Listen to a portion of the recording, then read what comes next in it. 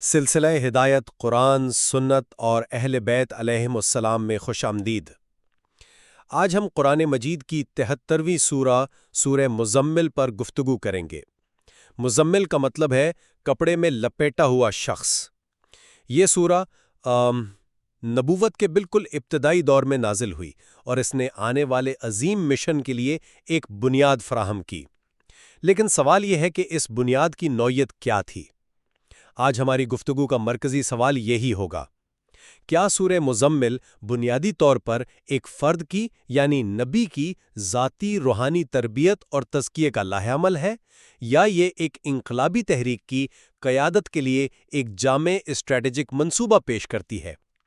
میں یہ موقف پیش کروں گا کہ اس سورہ ایک عظیم ذمہ داری کے لیے جو گہری روحانی اور باطنی قوت چاہیے، اس کی تعمیر کا ایک مکمل نقشہ ہے۔ جبکہ میں یہ سمجھتی ہوں کہ اسے صرف ذاتی روحانیت تک محدود کرنا اس کے بہت وسیع پیغام کو نظر انداز کرنے کے مترادف ہے۔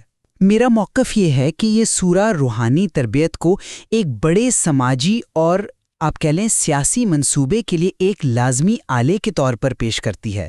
یہ صرف ایک فرد کی تیاری نہیں، بلکہ یہ ایک ایسی قیادت کی تشکیل ہے جو ایک پورے کے پورے نظام کو چیلنج کرنے والی ہو۔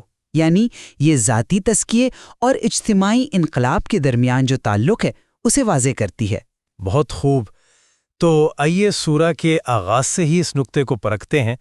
ابتدائی آیات نبی کریم صلی اللہ علیہ وآلہ وسلم کو ایک بہت بھاری ذمہ داری کے لیے تیار ہونے کا حکم دیتی ہیں۔ میں تلاوت کرتا ہوں۔ بسم اللہ الرحمن الرحیم۔ یا ایھا المزمل قم اللیل الا قلیلا نصفہ او انقص منہ قلیلا او زد علیہ ورتل القرآن ترتیلا۔ اے کپڑوں میں لپٹنے والے، رات کو قیام کیجیے مگر کم، آدھی رات یا اس سے کچھ کم کر لیجیے یا اس پر کچھ بڑھا دیجیے، اور قرآن کو ٹھہر ٹھہر کر پڑھا کیجیے۔ یہاں یا ایھا المزمل کا جو خطاب ہے وہ دیکھیں کتنا محبت بھرا اور ذاتی ہے۔ اللہ تعالیٰ نبی کو ان کے نام سے نہیں بلکہ ان کی حالت سے پکار رہا ہے، جو ایک گہری قربت کو ظاہر کرتا ہے۔ یہ گوشہ نشینی اور آرام کو چھوڑ کر ایک عظیم مقصد کے لیے اٹھ کھڑے ہونے کی دعوت ہے۔ قم اللیل یعنی رات کا قیام اس روحانی قوت کو حاصل کرنے کا ذریعہ ہے جو آنے والے بوجھ کو اٹھانے کے لیے ضروری تھی۔ اور ورتل القرآن ترتیلا یعنی قرآن کو ٹھہر ٹھہر کر پڑھنا، یہ اس کے پیغام کو روح کی گہرائیوں میں اتارنے کا عمل ہے۔ تو یہ خالصتاً ایک باطنی اور روحانی تیاری ہے۔ جی، روحانی پہلو تو ہے، میں اس کو بالکل تسلیم کرتی ہوں، لیکن میں سمجھتی ہوں کہ یہاں ہر لفظ کا ایک اسٹریٹجک مفہوم بھی ہے۔ المزمل صرف کمبل میں لپٹے ہونے کی کیفیت نہیں ہے، یہ اس وقت کے معاشرے سے ایک قسم کی آپ کہہ لیں فکری علیحدگی کی علامت بھی ہے۔ اور اس پس منظر میں قم یعنی اٹھو، یہ صرف نماز کے لیے بیدار ہونے کا حکم نہیں، یہ ایک انقلابی حکم ہے، ایک قائم شدہ نظام کے خلاف اٹھ کھڑے ہونے کا اعلان ہے۔ تو یہ محض ذاتی عبادت نہیں، یہ ایک مشن کا آغاز ہے۔ اور تلاوت میں ترتیل کا حکم صرف غور و فکر کے لیے نہیں بلکہ اس انقلابی منشور کے ہر لفظ کو اپنے اندر جذب کرنے کے لیے ہے، تاکہ قیادت میں کوئی فکری کمزوری نہ رہے۔ آپ اسے ایک سیاسی منشور کے طور پر دیکھ رہے ہیں، جبکہ میرے نزدیک اس کی بنیاد مکمل طور پر روحانی ہے۔ دیکھیں، اگلی آیت میرے نقطۂ نظر کو مزید تقویت دیتی ہے۔ اِنَّا سَنُلْقِی عَلَیْکَ قَوْلًا ثَقِیلًا۔ عنقریب ہم آپ پر ایک بھاری بات کا بوجھ ڈالنے والے ہیں۔ یہ قول ثقیل مطلب یہ جو بھاری بات ہے، یہ بلا شبہ قرآن ہے، اور اس کا بوجھ بنیادی طور پر روحانی ہے۔ اس کے معنی کی گہرائی، اس کے نزول کی کیفیت جو جیسا کہ دوسری جگہ آیا ہے پہاڑوں کو ریزہ ریزہ کر سکتی ہے، اور پھر اس کے احکامات پر عمل کرنے کی اخلاقی ذمہ داری، یہ سب مل کر اسے ایک ناقابل تصور روحانی بوجھ بناتے ہیں۔ تو رات کی عبادت اسی بوجھ کو اٹھانے کے لیے روح کو مضبوط کرنے کی ایک مشق تھی۔ ایک فرد کو اس وحی کے وزن کو برداشت کرنے کے قابل بنانا ہی اولین مقصد تھا۔ لیکن ایک منٹ، اس بوجھ کو صرف روحانی کیوں سمجھا جائے؟ کیا یہ قول ثقیل اس لیے بھاری نہیں تھا کہ اس نے مکہ کے سرداروں کے معاشی، سماجی اور سیاسی ڈھانچے کو براہ راست چیلنج کیا تھا؟ توحید کا پیغام صرف ایک عقیدہ تو نہیں تھا، یہ کثیر اللہی پر مبنی معیشت اور قبائلی بالادستی کے لیے ایک سیدھا خطرہ تھا۔ یہ قول اس لیے بھاری تھا کہ اس کی تبلیغ کا مطلب طاقتور طبقات سے براہ راست ٹکراؤ تھا، تو لہٰذا رات کی یہ تربیت صرف روحانی سکون کے لیے نہیں تھی، بلکہ دن میں جو شدید نفسیاتی اور جسمانی دباؤ آنے والا تھا اس کا مقابلہ کرنے کے لیے تھی۔ یہ تو ایک کمانڈر کی ٹریننگ ہے۔ آپ ہر چیز کو تصادم کے زاویے سے دیکھ رہی ہیں۔ آئیے آگے بڑھتے ہیں۔ سورہ رات اور دن کے معمولات میں ایک بہت واضح فرق قائم کرتی ہے۔ ان ناشیۃ اللیل ہی اشد وطئا واقوم قیلا ان لک فی النہار سبحا طویلا۔ بے شک رات کا اٹھنا نفس پر قابو پانے کے لیے زیادہ کارگر اور ذکر کے لیے زیادہ موزوں ہیں۔ دن میں تو آپ کے لیے بہت مصروفیات ہیں۔ یہاں منطق بالکل واضح ہے۔ ناشیۃ اللیل یعنی رات کا اٹھنا دل اور زبان میں ہم آہنگی پیدا کرنے، نفس کو کچلنے اور خالص عبادت کے لیے بہترین وقت ہے، کیونکہ کوئی خلشار نہیں ہوتا، جبکہ دن یعنی سبحن طویلہ وہ تبلیغ اور دنیاوی امور کے لیے ہے۔ یہ ایک ذاتی روحانی نظم و ضبط کا معاملہ ہے کہ آپ رات کو اپنی روحانی بیٹری چارج کریں اور دن میں اسے استعمال کریں۔ یہ چارجنگ اسٹیشن والی تشبیہ میرے خیال میں بہت سادہ ہے۔ میں اسے علیحدگی نہیں بلکہ ایک مربوط حکمت عملی کے طور پر دیکھتی ہوں۔ رات کی خاموشی میں جو اقوام و کیلا یعنی سیدھی اور مضبوط بات تشکیل پاتی ہے، وہی تو دن کے سبحن طویلہ یعنی طویل جد و جہد کے دوران ایک رہنما کا بیانیہ بنتی ہے۔ رات نظریہ سازی اور خود احتسابی کا وقت ہے اور دن اس نظریے کو معاشرے میں نافذ کرنے کی عملی جد و جہد کا میدان ہے۔ یہ دو الگ الگ خانے نہیں ہیں بلکہ ایک ہی عمل کے دو مراحل ہیں۔ رات کو نظریہ پختہ ہوتا ہے اور دن میں اس کا امتحان ہوتا ہے۔ یہ ایک دلچسپ نقطہ ہے، لیکن اگلی آیات پھر سے توجہ کو باطنی کیفیت اور ذاتی رویے کی طرف موڑ دیتی ہیں، نہ کہ کسی اجتماعی حکمت عملی کی طرف۔ وَاذْكُرِ اسْمَ رَبِّكَ وَتَبَتَّلْ إِلَيْهِ تَبْتِيلًا وَاصْبِرْ عَلَىٰ مَا يَقُولُونَ وَاهْجُرْهُمْ هَجْرًا جَمِيلًا۔ اور اپنے رب کے نام کا ذکر کیجیے اور سب سے کٹ کر صرف اسی کی طرف متوجہ ہو جائیے، اور جو کچھ یہ لوگ کہتے ہیں اس پر صبر کیجیے اور شائستہ انداز میں ان سے دوری اختیار کیجیے۔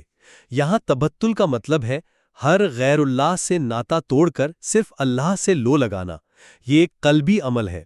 صبر اور ہجر جمیل یعنی خوبصورت انداز میں کنارہ کشی کرنا، یہ بھی ذاتی اخلاق اور کردار کی بلندی کی تعلیم ہے۔ یہ مخالفین کی اذیتوں پر ایک باوقار رد عمل ہے، نہ کہ کوئی سیاسی چال۔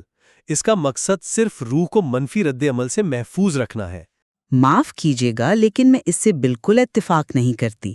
تبتل صرف دنیا سے لا تعلقی نہیں، یہ اس وقت کے جاہلی نظام سے ایک مکمل نظریاتی اور وفاداری کا انقطاع ہے۔ یہ ایک اعلان ہے کہ اب ہماری وابستگی صرف اور صرف اللہ کے نظام سے ہے، اور ہجر جمیل محض نظر انداز کرنا نہیں ہے، یہ ایک انتہائی فعال اور اسٹریٹجک عمل ہے۔ یہ منفی ماحول سے الگ ہو کر ایک متبادل، ایک مثبت اور مضبوط کمیونٹی کی خوبصورت تعمیر کا نام ہے۔ یہ محض صبر نہیں ہے، یہ ایک جوابی بیانیہ تشکیل دینا ہے۔ جب آپ کچھ ایسا تعمیر کر رہے ہوں جو ان کے نظام سے کہیں بہتر ہو تو ان کی باتیں خود بخود بے معنی ہو جاتی ہیں۔ یہ غیر فعال صبر نہیں، یہ فعال مزاحمت ہے۔ آپ ہجر کو تعمیر سے جوڑ رہی ہیں، جبکہ آیت کا سیاق و سباق صبر اور برداشت کا ہے۔ اور دیکھیں، اس کے فوراً بعد اللہ تعالیٰ خود میدان میں آتے ہیں، جس سے ظاہر ہوتا ہے کہ نبی کا کام صرف صبر کرنا ہے، بدلہ لینا نہیں۔ وَذَرْنِي وَالْمُكَذِّبِينَ أُولِي النِّعْمَةِ وَمَهِّلْهُمْ قَلِيلًا إِنَّ لَدَيْنَا أَنْكَالًا وَجَحِيمًا۔ اور جھٹلانے والے دولت مندوں کو مجھ پر چھوڑ دیجیے اور انہیں تھوڑی مہلت دے دیجیے۔ یقیناً ہمارے پاس بیڑیاں ہیں اور بھڑکتی ہوئی آگ ہے۔ یہاں نبی کو تسلی دی جا رہی ہے کہ آپ ان کے معاملات میں نہ پڑے، ان سے نمٹنا میرا کام ہے۔ یہ جو وزرنی کا لہجہ ہے، یعنی انہیں مجھ پر چھوڑ دو، یہ واضح کرتا ہے کہ انصاف کرنا اور سزا دینا اللہ کا کام ہے، اور نبی کا کردار رحمت اور صبر کا ہے۔